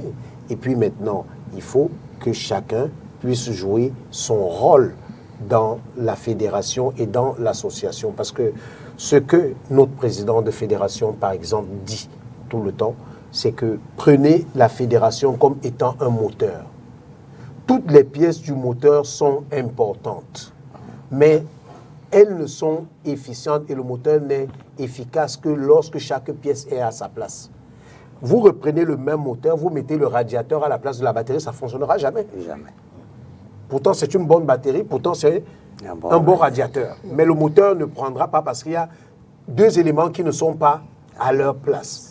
Donc, c'est tout simplement ce que nous avons fait au niveau de la fédération. Nous avons mis chaque élément à sa place et le moteur s'est mis en marche. Vous disiez également tout à l'heure, LG, que lorsqu'on arrive, par exemple, au niveau des cadets, il y a un travail qui se fait avec les parents. Oui. jusqu'ici, est-ce que... pourquoi une telle mesure, hein? Est-ce que vous avez l'impression que les parents adhèrent justement à cela? Étant donné que je suis à Douala, je vais prendre un exemple sur des parents de l'équipe, on a parlé des cadets, nous parlons des cadets, de l'équipe nationale cadet qui nous viennent de la ville de Douala. Avec leur permission, la famille Samimbongo. Oui, avec Fiona, entre autres. Vous avez Fiona, vous avez sa petite sœur qui est désormais aussi en équipe nationale. Oui. Mais vous avez le professeur Samuel Bongo qui est proche des enfants, qui est tout le temps en train de discuter avec la fédération. Vous avez la maman Samuel Bongo qui est toujours à côté de Myriam, la petite sœur, ou de Fiona, la grande sœur. Les parents sont là, ils sont tout le temps en contact avec nous. Vous avez, si je vais du côté de Yaoundé, je prends des noms au hasard pour que ça ne fasse pas de jalons. Vous avez un monsieur comme monsieur Chonze Raphaël Ouari qui est tout le temps à côté. Donc les parents sont là, les parents adhèrent, les parents ont compris. Vous savez, souvent on fait de mauvais procès aux gens parce que le process même n'a pas été bon dès le départ. Si vous allez vers les gens en leur expliquant clairement ce que vous voulez et qu'ils se rendent compte qu'en retour vous êtes sérieux, je vous promets qu'ils vont adhérer. Il n'y a aucune raison qu'un parent n'adhère pas lorsqu'il sait que c'est pour le bien-être de son enfant et que l'enfant est bien accompagné. Alors, coach Emmanuel Mbembosso, on sait que dans le foot, ces dernières années, c'est pas toujours le calme. Hein? Ah ouais. C'est pas toujours le calme. Il faut vraiment le dire. Que ce soit du foot masculin ou du foot féminin. Voilà. Vraiment, nous ne sommes pas vraiment sortis de l'auberge. Parce que jusqu'à présent, c'est compliqué, c'est difficile. On ne réussit pas à franchir le Rubicon. C'est vraiment compliqué. Presque toutes les sélections, je dirais, toutes les sélections qui sont allées à l'abordage, aucune n'a ramené la moindre des choses. Mais je crois qu'ici, le discours du chef de l'État insiste davantage sur le fait selon lequel il y a beaucoup de découragement au niveau des jeunes. Et c'est une exaltation. Exaltation. Les jeunes footballeurs ne sont pas découragés. La preuve, ils partent tous les jours. S'ils étaient découragés, ils allaient se laisser faire. Et puis, encore qu'aujourd'hui, c'est nous les parents qui vraiment sommes pratiquement en train d'encourager au maximum ces jeunes gens. Parce que on a pris des exemples, on a vu Eto'o aujourd'hui, il était footballeur hier, et c'est à partir du football, il a dit que ces deux pieds constituent bac, licence, doctorat, et tout ce qu'on voulait. Et aujourd'hui, il est multi à partir de ces deux jambes. Alors certains parents rêvent, pourquoi ne pas? Docteur, je suis convaincu que si tu joues au ballon, nous aussi on pourra quelque part. Donc cet espoir dont nous parlions tant, si les jeunes gens ne l'avaient pas, nous on ne serait pas à ce niveau. Et c'est pour cela que le chef de l'État insiste davantage pour dire que la grande espérance proviendrait de ce que eux, les jeunes, doivent, n'est-ce pas, mettre à profit tout ce qu'ils ont pour permettre que le Cameroun de demain soit un Cameroun digne de ce nom. Et qu'est-ce que le jeune footballeur a? Le jeune footballeur, lui, c'est il a son talent, mais il a le talent. Oui. Et il y a, n'est-ce pas, comme disait le SG, il y a un apport extérieur du parent à la maison et ensuite de l'entraîneur. L'entraîneur qui est même 10 fois plus que le parent parce que prenez les plus jeunes. Ils sont à l'académie et vous leur donnez des injonctions selon lesquelles, si vous ne nous ramenez pas 12 de moyenne, vous êtes renvoyés. Et de l'autre côté, la maman, comme il disait tantôt, s'est rapprochée de vous et a dit que je ne veux plus lui dire de me donner un seau d'eau là-bas et puis il m'envoie balader et autres. Quand c'est l'entraîneur qui lui dit, la prochaine fois que maman va te dire de lui apporter un seau d'eau et que tu ne le fasses pas, tu ne mettras plus jamais les pieds ici. Vous pouvez imaginer, il va courir plus que jamais. il va donner à la maman 10 sodos au lieu d'un. Parce qu'il est sûr d'une chose, s'il ne le fait pas, l'entraîneur ne va plus, n'est-ce pas, continuer à lui donner ce qu'il lui apporte. Donc il y a cet apport des encadreurs, cet apport extérieur, mais de la volonté intrinsèque de l'enfant, de pouvoir déjà, à partir de ce qu'on lui apporte, d'être au-dessus de la mêlée. Et davantage, on crée une saine émulation entre eux pour permettre, n'est-ce pas, à chacun de dire, ben dis donc, à mon poste, si je me laisse faire, il va m'écraser. Je devrais être le meilleur. Je devrais toujours marquer, par exemple, parce que si on ne marque pas de but, on ne gagnera jamais de match. Donc, il faudrait, quand j'ai l'opportunité de le faire, que je le fasse. Et comme ça, là, vous imaginez quelle est la volonté, n'est-ce pas, qui crée. Et c'est ce que nous boostons davantage chez les jeunes footballeurs, parce qu'on s'est dit que c'est eux la crème du football de demain et du Cameroun de demain, parce que c'est en cela. Il n'a pas dit sportif, le chef de l'État, mais vous voyez que tout cela est compris à l'intérieur de ses propos.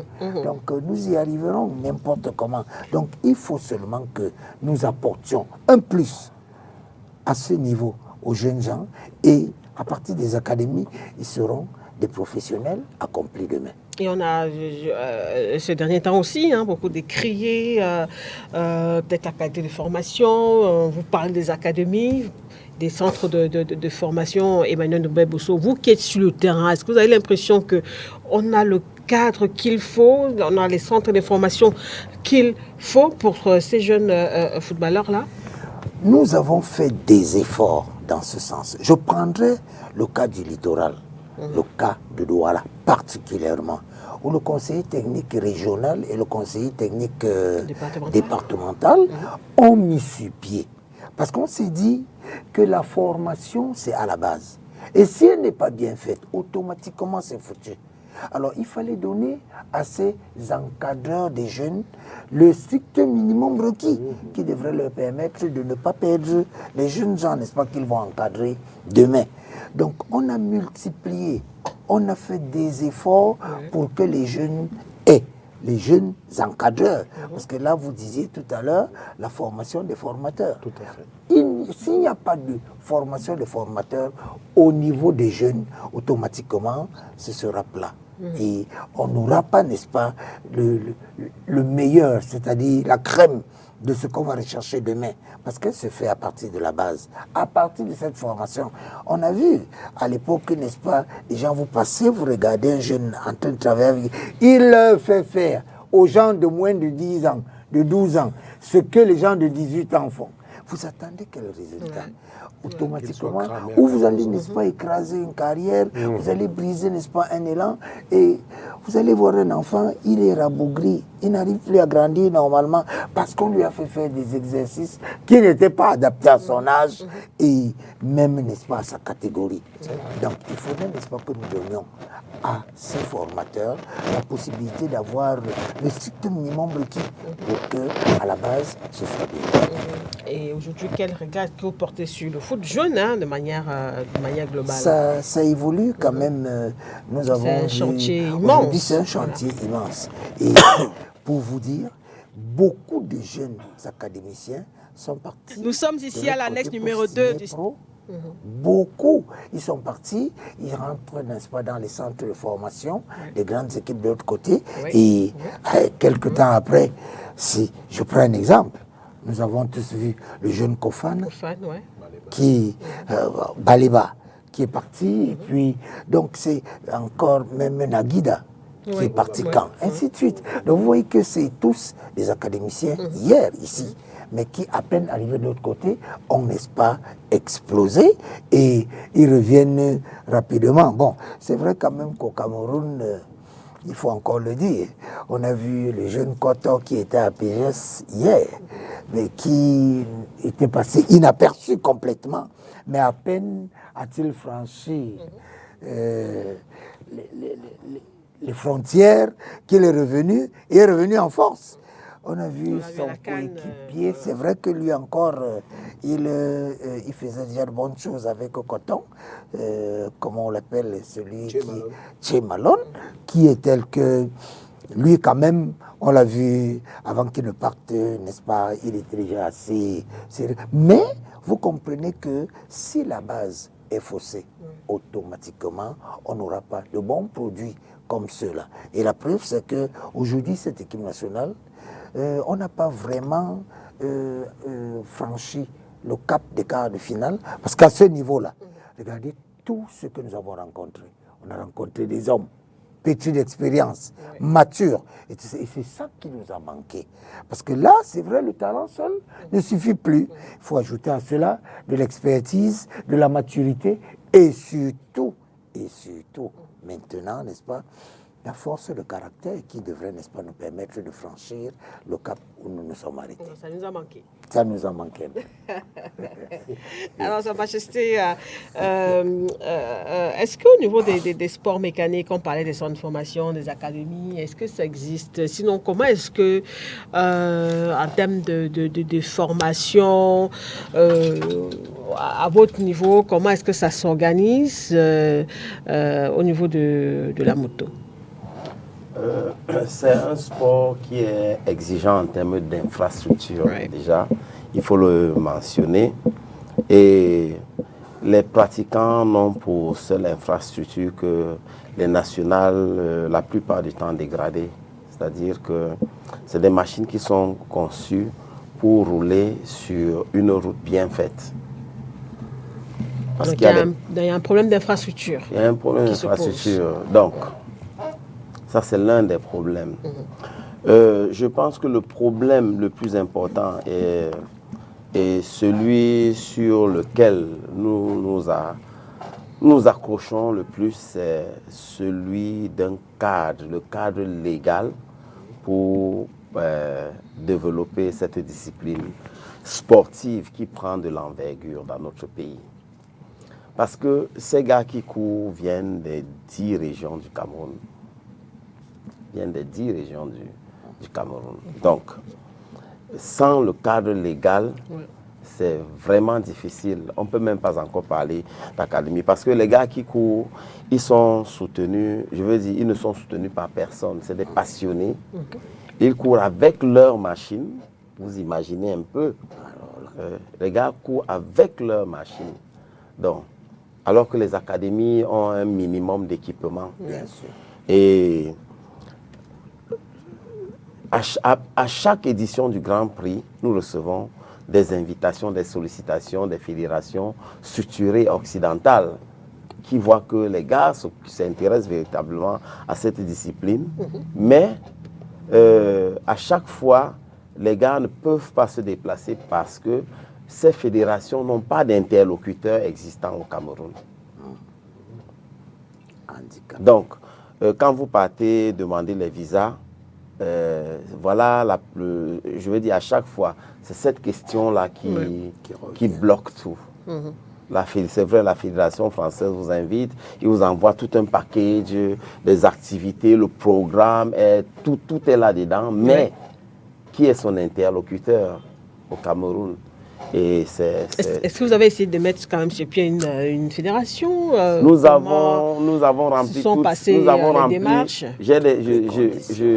J'ai les récépissés parce que pour que votre dossier d'agrément soit même admis, il faut qu'il soit complet. Et c'est quand la direction de la norme étudie le contenu des dossiers qu'on vous délivre un récépissé. Ça veut dire que votre dossier est éligible. Et ça, nous avons réalisé depuis... les derniers dossiers, nous avons déposés en 2022. Déposés depuis 2022. Donc, il n'y a pas... Les agréments avaient été gelés, mais le ministre l'a dit pendant la cérémonie de présentation des vœux. On va relancer, donc n'hésitez pas à repasser. Nous espérons véritablement. Nous sommes dans l'espérance. Voilà, donc, voilà, justement, c'est le thème de la soirée. Nous espérons, ça fait partie de l'accompagnement que nous sollicitons.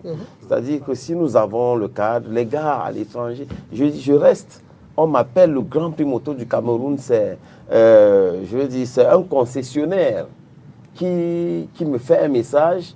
Il a vu le Grand Prix Moto du Cameroun sur Facebook, il m'écrit, il me demande quelles sont les références des motos qui vont courir.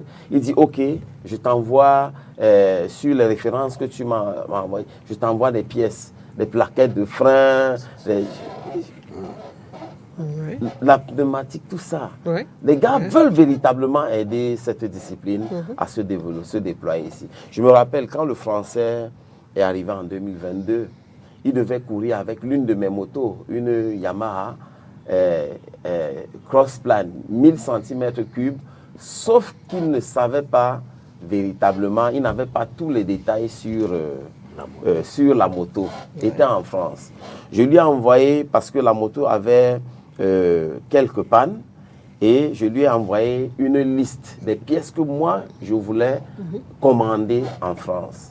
Alors, quand il se rend chez le constructeur, chez le concessionnaire Yamaha en France, il a besoin d'une pompe à essence.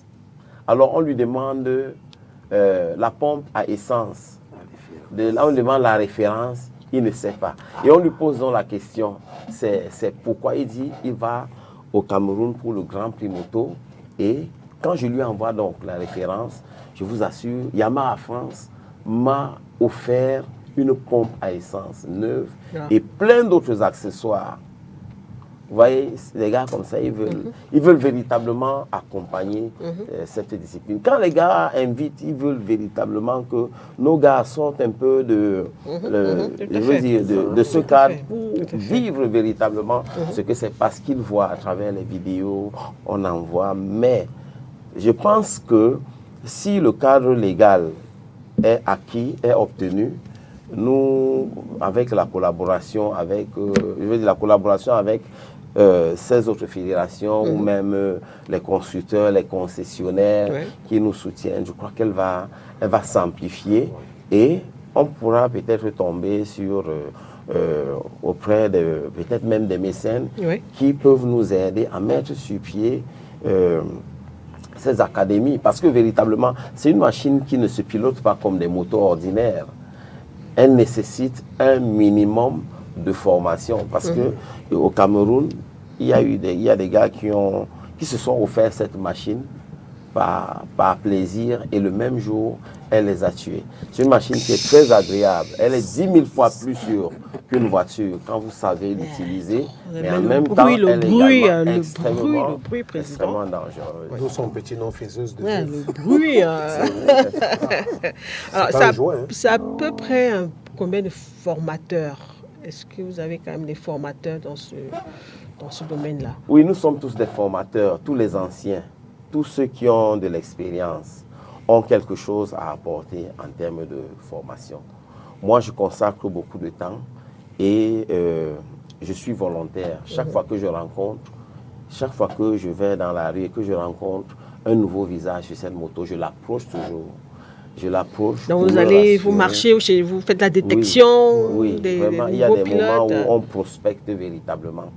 On prospecte, on prend des contacts, on les invite et on essaie de voir quel est leur comportement. On effectue des sorties et on corrige quand il y a des excès, on corrige quand il y a des dérapages, et puis à la fin on a des gars qui peuvent véritablement prester comme lors de la récente épreuve où il n'y a pas eu d'accident.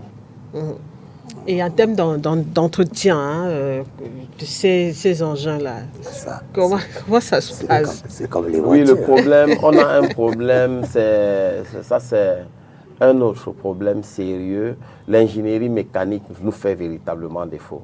On a des gars qui se battent, mais ça reste quand même un problème sérieux. Ils se battent seulement.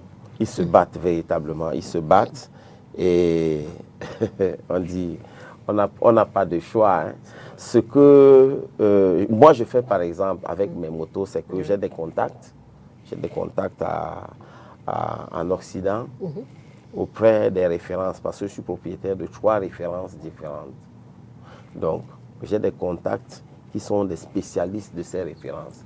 Je vais chez le mécano et puis je fais un appel vidéo et à travers cet échange, ils peuvent donner des indications, ils peuvent réaliser des diagnostics et après la moto, elle sort, elle est intacte et je peux me déplacer. Vous avez trouvé une solution de contournement.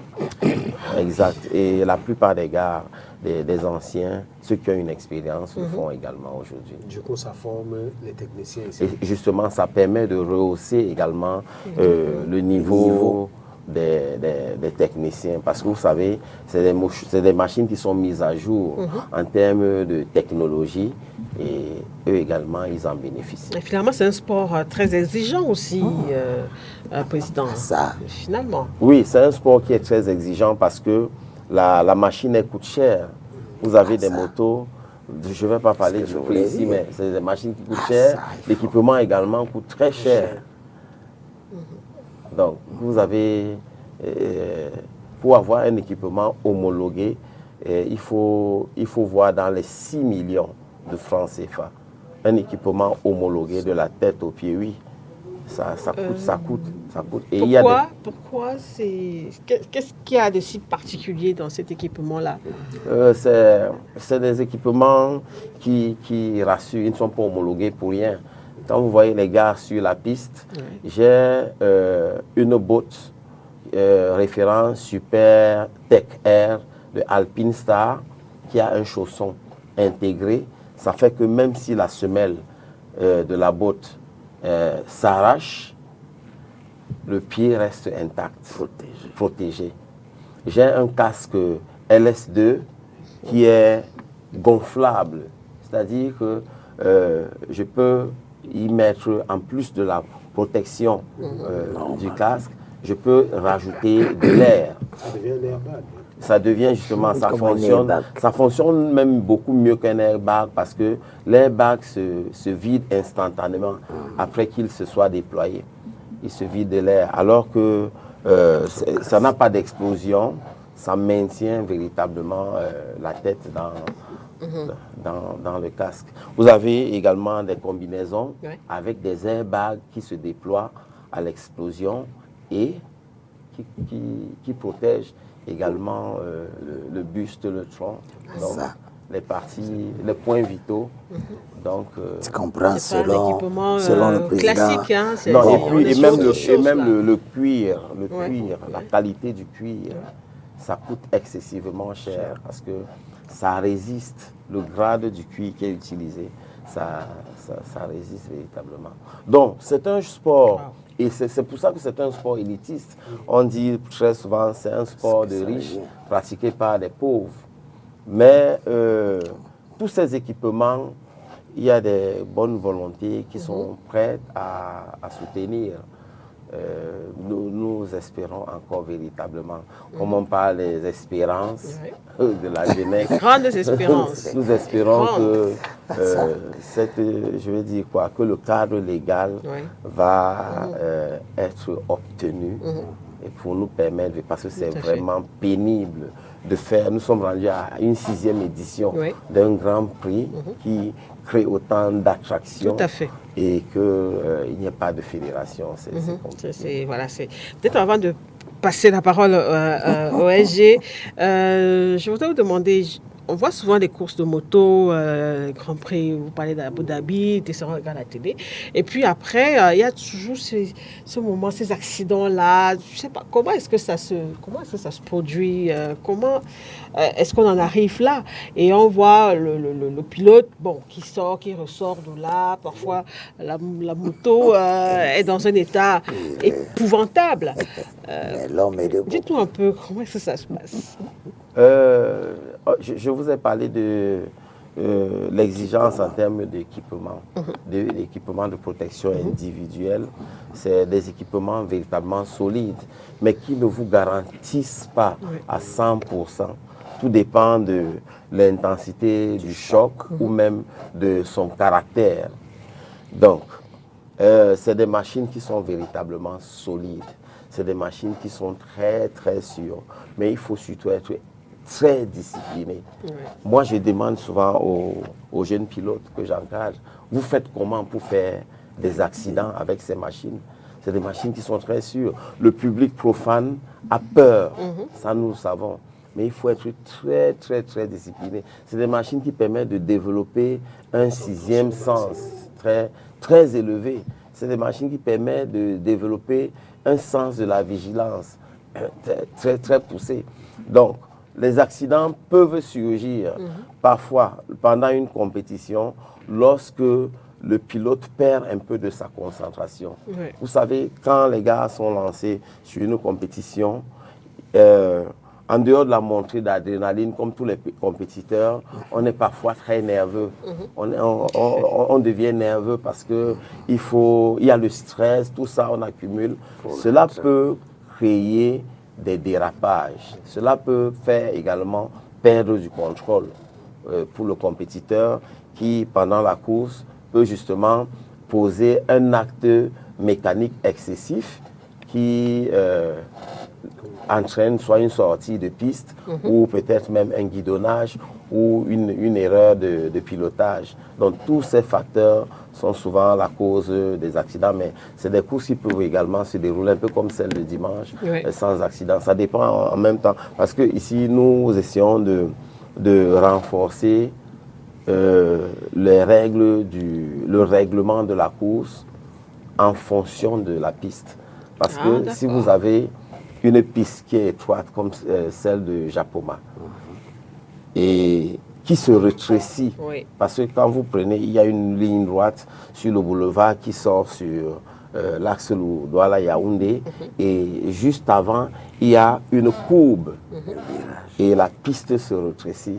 Vous voyez, si vous lancez plus de 10 pilotes là-bas, le risque de les exposer à des chutes devient élevé.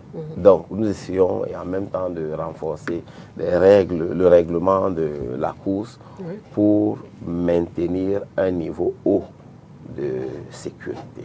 D'accord. Alors, SG, on se dirige vers la fin de ce magazine.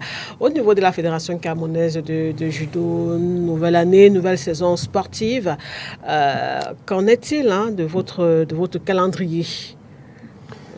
Le calendrier est mis sur pied il est rendu disponible depuis le mois de décembre. Les exigences fédérales sont telles que, au plus tard le 31 décembre de chaque année, le calendrier de l'année suivante doit déjà être entièrement établi. Et ce calendrier est fait par la direction technique nationale qui l'envoie au secrétariat général pour avis. Et ensuite, il remonte au niveau du président et puis le conseil d'administration va décider.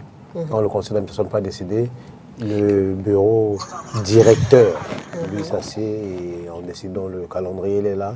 Il a toutes les activités de l'année passée, plus certaines autres, avec des objectifs qui sont clairs.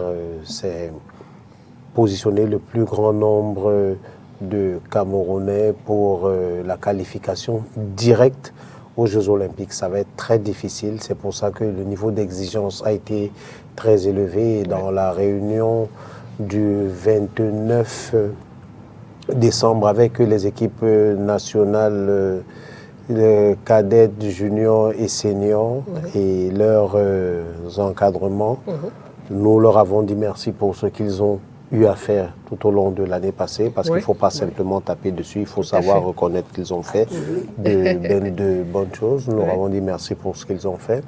Nous avons fixé ensemble le cadre, on leur a expliqué pourquoi est-ce que nous fixions ces objectifs et on leur a dit surtout pourquoi nous pensons qu'ils sont capables d'atteindre ces objectifs. Maintenant, eux aussi, en retour, ils nous ont dit ce qu'il fallait pour leur permettre d'atteindre ces objectifs et à partir de ce dialogue-là, le calendrier qui leur avait été présenté, n'est-ce pas, en grande première, a reçu leur assentiment et les responsables de club ont eu à donner leur avis en off et il est disponible le calendrier.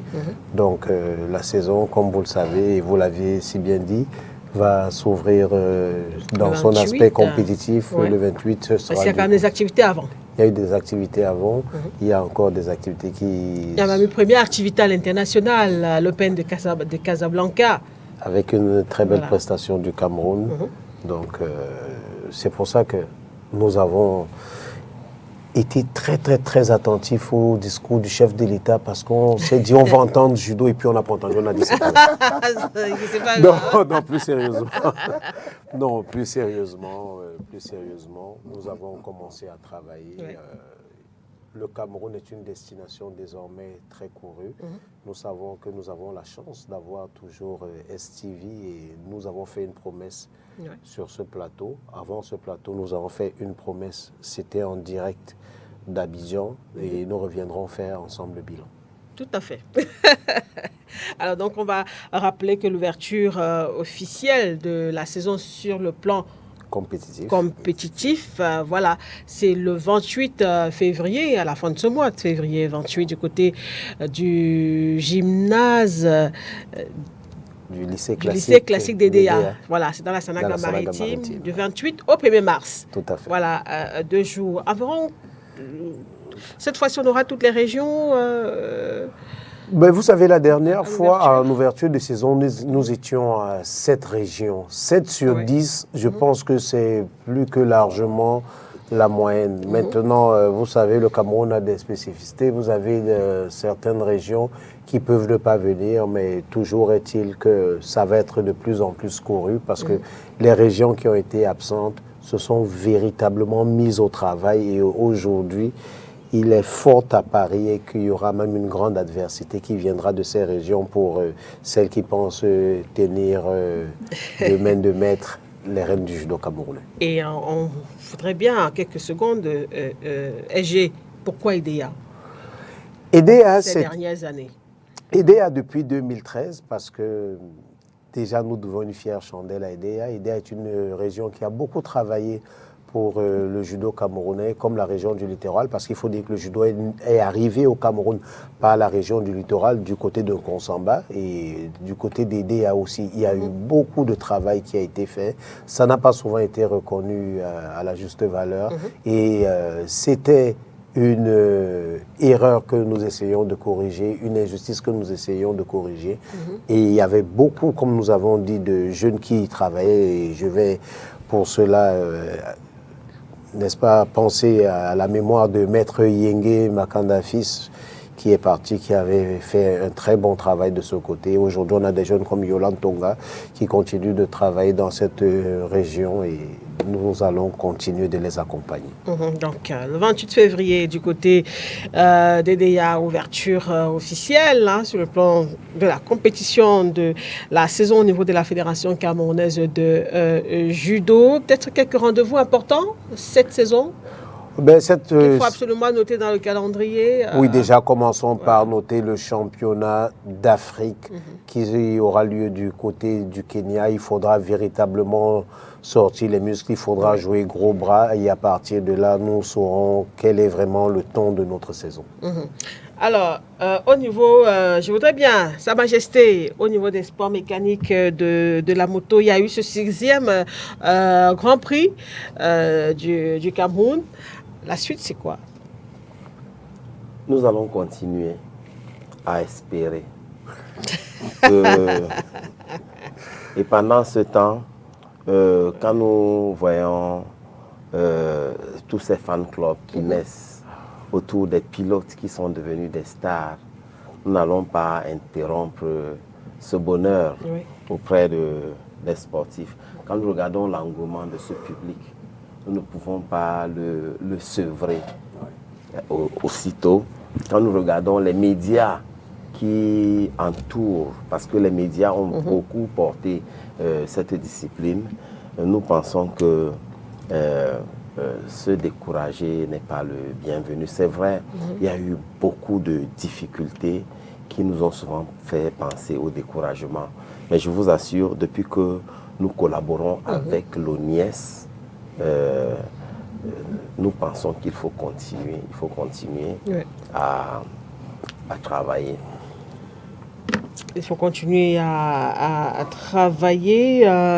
Donc après ce Grand Prix, est-ce qu'il n'y a pas peut-être une autre activité qu'on devrait pouvoir voir sur le terrain, que ce soit à Douala ou à Yaoundé? Nous préparons pour le mois de juin, toujours en collaboration avec l'ONIES, la 7e édition du Grand Prix Moto. Super. Et Ce sera à Japoma? Ce sera à Japoma. Ah, je pense que super. l'ONIES a une grosse ambition dans son désir de valoriser ses infrastructures, d'organiser des séances je veux dire, pendant la Coupe du Monde. Donc, ils vont des séances de projection pour les sportifs qui aimeraient vivre la Coupe du Monde. Je crois que c'est sur leurs écrans, mais en plein stade. Donc, il va falloir meubler ces moments. Et on a pensé que le Grand Prix Moto peut également faire partie des activités qui peuvent rentrer dans ce programme-là. En tout cas, c'est noté. On note le rendez-vous. Donc ça, c'est pour Olembe, c'est pour Japoma. Pour Japoma, ouais. Et Olembe au mois d'août pour la 8e édition du Grand Prix Moto. Ah, vous allez enchaîner. Ouais. Ah, le SGI sera là.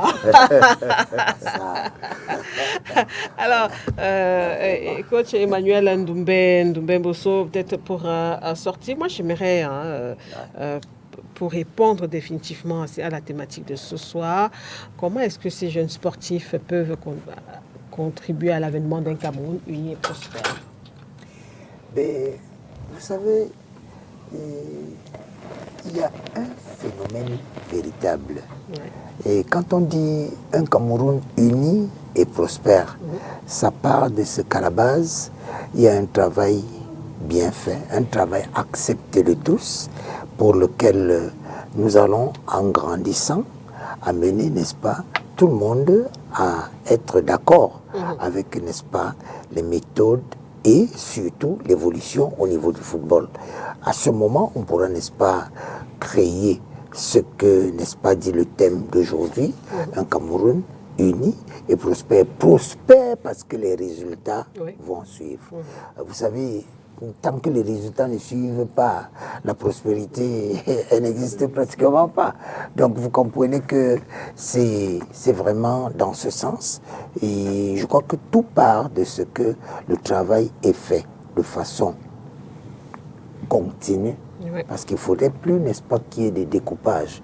Que nous voyons, n'est-ce pas, des jeunes qui se sont très bien comportés chez les U12, qui n'arrivent pas chez les U15, des U15 qui ne continuent pas chez les U17, et peut-être les U20, ainsi de suite. Si c'est fait, automatiquement, nous allons... Et puis, vous nous avez donné un exemple que nous utilisons depuis un bon bout de temps, celui du Burkina. Je vous assure qu'ils sont vraiment... On est à l'école du Burkina. Ça, c'est tel qu'avec eux, ça marche. Il y a le Burkina, il y a le Sénégal. D'accord. Qui sont tels qu'ils ont mis sur pied un travail qui partait de l'académie jusqu'en équipe nationale. Et ça portait des fruits, c'est vrai. Bon, un peu le Maroc. Bon, c'est vrai qu'avec tout ce que ça comporte aujourd'hui, le Maroc est tel que on a beaucoup aimé et subitement on n'a plus beaucoup aimé parce que les aléas de la dernière compétition, on ne va pas jeter le bébé avec l'eau du bain, comme dirait. Il y a quand même un travail formidable au niveau du foot jeune là-bas au Maroc. C'est sport en général. C'est formidable. C'est extraordinaire ce qu'on a vu. Donc vous imaginez avec ça. Et puis, vous avez vu, ils ont pratiquement toutes les compétitions jeunes ont été organisées de ce côté-là. Donc, moi, je crois que c'est des exemples, n'est-ce pas, qui vont nous amener à cette possibilité de mettre tout le monde d'accord. Parce que là, ils ont convaincu tout le monde. Il n'y a personne, n'est-ce pas, qui disait que non, vraiment, ce n'est pas ce que vous dites. Mais on a vu. Et les réalités, c'est sur le terrain. Comme on dit, le petit adage, la réalité du palmiste, c'est sur la pierre. Quand il n'aura pas... Sango, Emmanuel Ndoumbe Bosso. Parole de sagesse pour terminer cette émission. Peut-être un petit mot sur votre actualité, on aimerait bien savoir. Bon, pour le moment, l'homme est encore en stand-by, mais il aimerait bien rebondir. Ah, cette fois, la dernière fois, c'était vous c'était... allez souffler. C'est vrai, voilà. Mais cette fois-ci, n'est-ce pas, si l'opportunité va se pourquoi ne pas? Pourquoi pas, d'accord. Merci beaucoup à vous, messieurs, d'être venus ce soir. Normalement, on devait avoir également Maître Charles Pondo, qui est actuellement président de la Ligue régionale de karaté pour le littoral, mais pour des raisons indépendantes de sa volonté, à la dernière minute, n'a pas pu honorer ce rendez-vous et ce n'est que partie à remise. Merci SG, merci Sa Majesté, merci coach, merci à toute l'équipe technique avec Eringando à la réalisation, Zipia au son, Yvonne Amougou au maquillage. Amis sportifs, merci. On salue également notre confrère Michel Ateba qui est scotché ce soir. On se retrouve la semaine prochaine. Au revoir.